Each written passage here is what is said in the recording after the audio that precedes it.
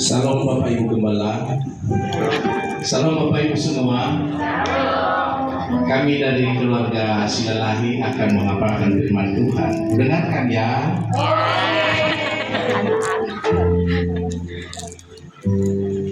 Matius 5 ayat 1 sampai 16. Saya mulai dari judulnya, khotbah di bukit, ucapan bahagia. Ketika Yesus melihat orang banyak itu, naiklah ia ke atas bukit, dan setelah ia duduk, datanglah murid-muridnya kepadanya. Maka Yesus pun mulai berbicara dan mengajar mereka. Katanya, berbahagialah orang yang miskin di hadapan Allah, karena mereka yang punya kerajaan surga. Berbahagialah orang yang berduka cita, karena mereka akan dihibur. Berbahagialah orang yang lemah lembut, karena mereka akan memiliki bumi. Berbahagialah orang yang lapar dan haus akan kebenaran, karena mereka akan dipuaskan. Berbahagialah orang yang murah hatinya, karena mereka akan beroleh kemurahan. Berbahagialah orang yang suci hatinya, karena mereka akan melihat Allah. Berbahagialah orang yang membawa damai, karena mereka akan disebut anak-anak Allah. Berbahagialah orang yang dianiaya oleh sebab kebenaran, karena mereka yang punya kerajaan surga. Berbahagialah kamu jika karena aku kamu dicela dan dianiaya, dan kepadamu difitnahkan segala yang jahat. Bersukacita dan bergembiralah, karena Bapamu besar di surga. Sebab demikian juga telah dianiaya Dia di surga, garam dunia dan terang dunia. Aku adalah garam dunia, kamu adalah terang dunia. Jika garam itu menjadi tawar, dengan apakah ia dihasilkan? Tidak ada lagi gunanya selain dibuang dan diinjak orang. Kamu adalah terang dunia. Kota yang terletak di atas gunung tidak mungkin tersembunyi. Lagi pula orang tidak menyalakan pelita lalu meletakkannya di bawah dalam, melainkan di atas kaki dia, sehingga menerangi semua orang di dalam rumah itu.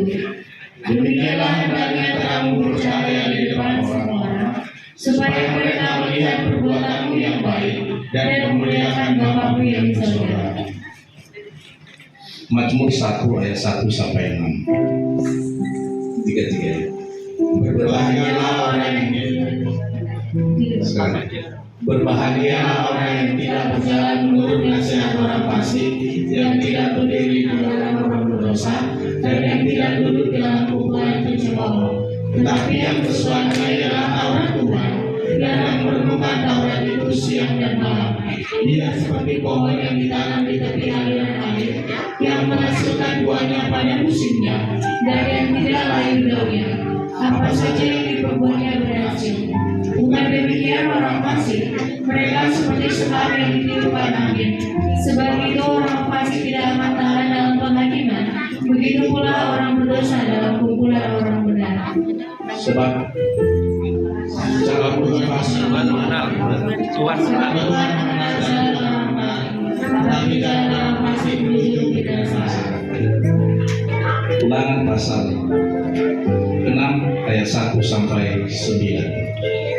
Inilah perintah, yakni ketetapan dan peraturan yang aku ajarkan kepadamu atas perintah Tuhan Allahmu, untuk dilakukan di negeri kemana kamu pergi untuk mendudukinya, supaya seumur hidupmu engkau dan anak cucumu takut akan Tuhan Allahmu, dan berpegang pada segala ketetapan dan perintahnya yang kusampaikan kepadamu, dan supaya lanjut umurmu.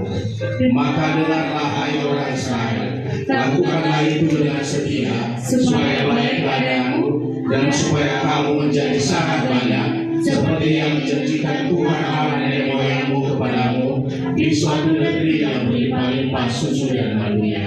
Dengarlah hai orang Israel, Tuhan itu Allah kita, Tuhan itu Esa.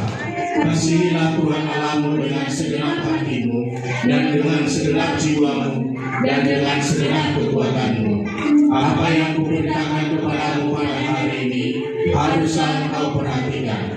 Haruslah engkau mengajarkannya berulang-ulang kepada anak-anakmu, dan membicarakannya apabila engkau duduk di rumahmu, apabila engkau sedang dalam perjalanan, apabila engkau berbaring, dan apabila engkau bangun.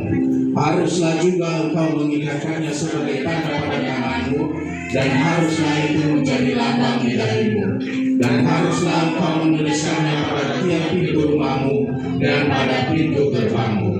Amin.